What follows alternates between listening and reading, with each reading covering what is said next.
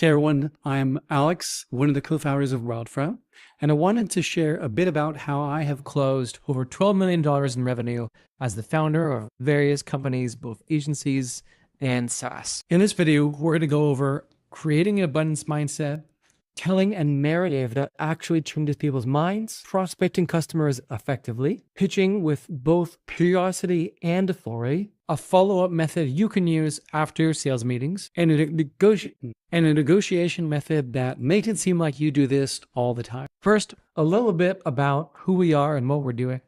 So Wildfront is the name of our SaaS holding company. We're the acquirer of choice for small bootstrap SaaS with founders who are working on other projects, hitting a plateau, or need a partner to turn to hit that next level of growth. We also run the #1 bootstrapped SaaS founder online community. So if you're looking to keep growing your SaaS and looking for support for people who've been there and done it before, that's a great place to turn to. Okay, so let's start with the founder sales mindset. The first thing I want you to bring to the whole sales process and to your company in general is an infectious abundance mindset. And this means that when people encounter you, what you're doing, what you're building, and your mission is, I want them to be as excited as you are and to be way better off than they were before, just to be jazzed and energized by having met you and had any type of interaction with. Could be a LinkedIn DM, could be a passing in the hall. I want them to think, wow, that guy or that gal is doing incredible stuff, even if they don't hear your pitch. Next, I want you to have probably 10 times more conversations than you're having. The way to get a SaaS or really an agency or any business off the ground is to meet a bunch of people. It's not really to futz with the latest AI models in your basement and never talk to customers. You can do that too, but you have to talk to customers. Otherwise, you're not going to get anywhere and not going to get enough feedback. You're definitely not going to get enough at-bats to close enough revenue to really get momentum going. Your goal is not to convince anyone who will say anything to you to buy a product. It's to find the ones that are interested now or could be soon and express some interest, and to just not mess it up along the way to make it really easy for them to learn more about the solution and buy from you. And this goes for whether you're selling services, products, AI tools, or anything else. Remember, your early customers are your key relationships. These become referral partners, could be revenue partners, investors if you are raising money. They're definitely early testimonials. And if they're paying you, which they should be, they're your early revenue too. If you want one book recommendation, try reading The Challenger Sale. It's an oldie but a goodie. It was written in 2008, in a time when it was really tough to sell. And that pretty much informed a lot of how I've sold since then in a way that feels really good on non-salesy to sell. Okay, so how do you create a narrative that changes minds? Well, you have to teach first and put your product last. This goes mostly for if you're selling an expensive product. You're going to kind of flip this a little bit, and I'll do a different video on when you have really kind of small or inexpensive off-the-shelf products where your story doesn't matter as much. But for many of you who are selling expensive products like agency services or enterprise or mid-market deals where something costs $10,000, $20,000 a year or more, up to $100K plus, you're going to want to use this. And even if you have a smaller priced product, you can still use this for your content marketing and still works really well for that. And the 3 steps to that are, #1 is make sure they know that you know their world. Oftentimes better than they do, if possible. If you're coming from the industry that is the same one you're selling into, or you have some experience with it, this is perfect. You can tell them, hey, we know that XYZ, whatever thing that you're selling with your product or service is really hard. You've probably tried this and that. And if you don't do anything, then that's going to happen. Some bad things can happen. And then you could tell them most people are trying to fix it by doing this, this, and this. And our thesis is that is a much better way of doing it. Here's why. So from here, you've established your credibility. You know what's going on for them. You know the most common solutions of how people are trying to fix it, which means by this point, they should be thinking, okay, I'm listening. And then the 3rd step is to tell specific stories of how you've done it in the past with other customers like that. If you don't have these yet, it's perfectly fine to do free or discounted work or offer products or services that are either low or no cost for at least a period of time to get these stories and testimonials. It's ideal if you at least have them for a prior job or a prior company or from early customers or something. But if you don't have any customer stories at all and you have to get them, that is the most important first thing before you go out and sell a bunch of stuff. Okay, and so next, how do you actually find your customer and prospect effectively? The surface level stuff is kind of easy. You can use various tools. I'll put some in the description of this video for how to find actual prospects and contact information like emails and phone numbers and to generate good quality lists. But the more important part is you have to go deep into their inner world. What are the words that they use? What are they concerned about? What kind of people are these? What are the typical processes they follow? What are their main SOPs? How do their teams look like? How do they think? That's the much more important part of identifying with your prospects than, say, I asked out to directors of marketing at tech companies. That's fine, but you really want to get into their headspace more than just their job title. Knowing their job title alone is easy. Anyone can do that. It's public. Getting deeper into it is something only the best founder sellers can do. In short, if you're selling to large companies and selling big deals, you probably have a smaller list of the kinds of companies that can buy from you. And so you're going to be doing cold outreach to a tighter account and contact list, usually. If you have more of an SMB solution that's lower priced, you're probably going to be selling smaller deals to a much wider market. So you're doing more of kind of like a shout by the watering hole approach. You're on LinkedIn, you're doing SEO, you're on Reddit. You're not really doing a ton of cold outreach because it doesn't make as much sense. You might be doing some, but you're probably not going to rely on a sales-driven approach quite so much until they get on a call with you.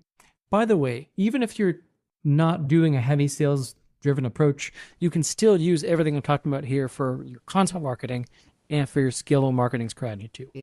Okay, let's talk about how it's different to present one-on-one, so to run your sales calls with curiosity and authority, depending on whether your leads are sourced outbound or inbound. With inbounds, they usually have a problem that's like they called you, they have something they want to solve, so it's pretty easy. You can kind of order take here with guardrails on how you let them guide the conversation while guiding them toward the solution. With outbound, basically if you call them, they're going to start from a position of kind of leaned back, like, okay, show me what you got. Sometimes they'll literally say, show me what you got, which is annoying to them, but that's the prerogative. You called that. So you're going to start from an earlier spot in the trust building process. That's okay. You just should not run these calls in the same way. If you called them, start assuming that they don't know you, don't really trust you, and you're going to have to spend a few minutes building that up with the authority part, and then get into the curiosity part. Inbound, you can kind of start curious, like, hey, lead us, let's dig into what you need. A lot of people here do discovery and pitching, really weird and binary. Right? They either don't do discovery at all and they just talk at you for a while as a salesperson, or they only ask questions and they never share anything about the solution, which is kind of common in a lot of big SaaS sales organizations. Both of these are annoying. If you never ask any questions, you're just vomiting words on them.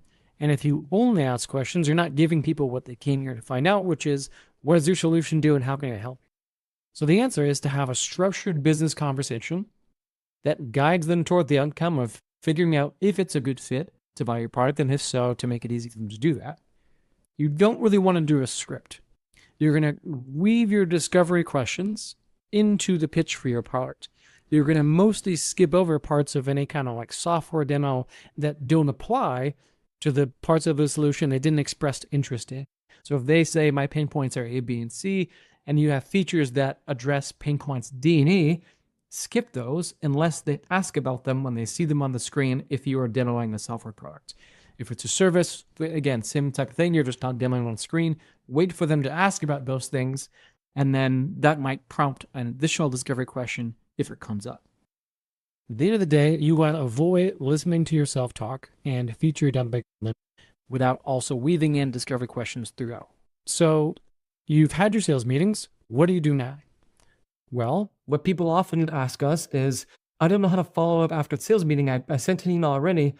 Do I just send another email checking in? No, don't send check-in emails. Your job is to not really be a salesperson at this point. If they're interested, it's to more so be a project manager. So the first email you're going to send is just outlining what you discussed and making it really easy for them to take whatever that next step is that they're going to take. Maybe that's just signing up, or maybe it's signing an agreement, or maybe it's earlier. Maybe it's giving you some quick data that we're going to send so that you can come up with a proposal. So the first email, just recapping what you discussed and making it really easy for them to take one, maybe two at the most next steps. You don't want to overburden them. The second email is kind of your only spot to check in. So you're like, hey, did we get this done? How can we make this easier to get this done? Kind of keeping them accountable to what they said they would do after the first call. The third email is where people often mess this up. They don't get a response by this point. They just sort of assume the prospect is not interested at all, and they either get desperate or weird or say things like, do you not want to do this anymore? Or they do like a breakup email. They'll do stuff like that. At this point, you just want to check out how those action items went. So you're more kind of assuming that they did the stuff that they were going to do and they just need to send it to you. If they said they were going to sign up and they didn't, you can now move to the fourth one. Or if you just generally don't have any more project management stuff to do and you're just not getting a response, the first thing to do is not question their interest in buying or in moving forward with whatever initiative this is about. The next thing to do is to question the timing before the general interest. So this is much less weird and desperate than questioning, hey, do you no longer want to do this at all? But if this is a big deal and they said they have a clear priority for this, then we're not going to assume they gave up right away. We're going to assume that maybe it got bumped back in priority. So if they were going to, revamp their conversion optimization on their website or their internal knowledge base search or whatever it is your product does, or if it's a service, same idea. They wanted to improve their SEO or rebuild their website. They probably still want to do it, but they may want to do it in some other time. So in this email, they're going to send something like, so-and-so, did this project get bumped to next quarter or the following? If you have any customization here, such as that they were fighting for budget with their CFO, you could put it in those terms. You could say, did your budget conversation with the CFO cause this to get pushed to Q3 or 4? Something like that.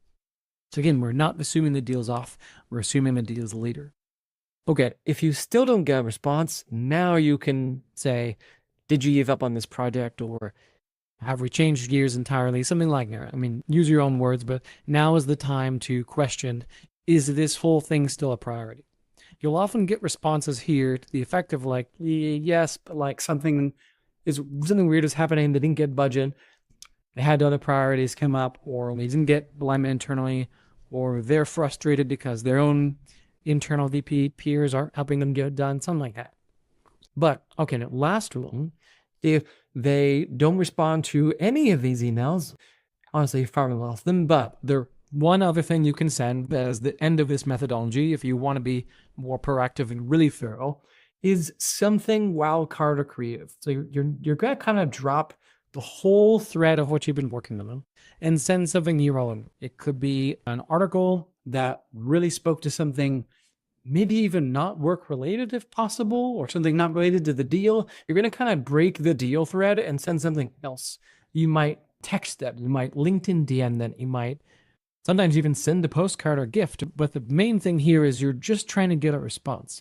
I've sent like a little comic or meme GIF in the past.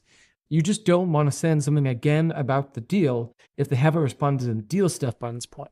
So by breaking the deal thread and send something else that's creative or funny, usually in a separate email thread, actually, then you will often get a response to when you didn't before.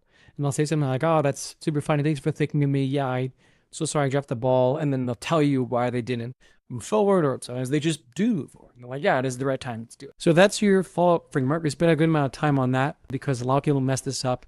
Don't just check in. All of your emails should move something forward, should provide a new angle on the situation, add value in some way. Cool. So assuming that you are moving this deal forward and it seems like something that you should close, how should that happen? Well, it should happen naturally. It shouldn't feel like a close. You shouldn't have like a line or a script or something where you kind of strong arm them to get it. It should feel more like saying, if it's on a call or even an email, something like, okay, great. It sounds like everyone's on board. Any hesitations or final questions before we figure out an onboarding start date? Something like that. Something where it's just like the only natural thing to say at that point would be to then figure out, how they want to pay or what they want to get started or something along those lines. If that wouldn't be natural to say, you probably haven't done the other work required before this point. Because if you try to close them, quote unquote, before they're bought in, you'll get weird defensive reactions. So use your gut to tell you if now is the right time to say something like that. And if you get any weird sensations, like, oh, it isn't, I wouldn't want to say that right now, then you probably had not done the previous sales work. So go back and keep doing the discovery work, the curiosity work, uncover hesitations to make sure they're bought in, and follow that follow framework too. Lastly, remember, if they're engaging with you, if they're responding, if they're taking your calls, they do want to solve this problem. You probably have not gotten them here unless they're really just information shopping, which is relatively rare. It does happen, but it's not what you want to assume that they're doing. Then they do want to solve this problem. Doesn't mean they're going to buy, but it does mean that they are bought into working on it. And if they're bought into working on it, then you haven't lost them yet. And it's not a reason to drop your abundance mindset. Just kind of desperately go for the please buy from me type of thing there. Okay, if you want one more book recommendation, I recommend Never Split the Difference by Chris Voss. This is a great book, and it's not specifically about business sales. It's got really good business negotiation chapters in there, along with like hostage negotiation and really cool stuff that I recommend you read to give yourself that mindset, negotiation from a grounded place, not from a desperate place. And that's pretty much it. Thanks for watching. I hope this advice helped you in some way to clear up your mindset and gain some new tactical feedback on your sales process. I hope this helps you close 1, 2, 3, 5, 100, or 200 more deals in the next 1 to 5 years. And check out, again, the links below the video for more of the book recommendations and where to learn more about Wildfront. We hope to hear from you soon, and good luck there.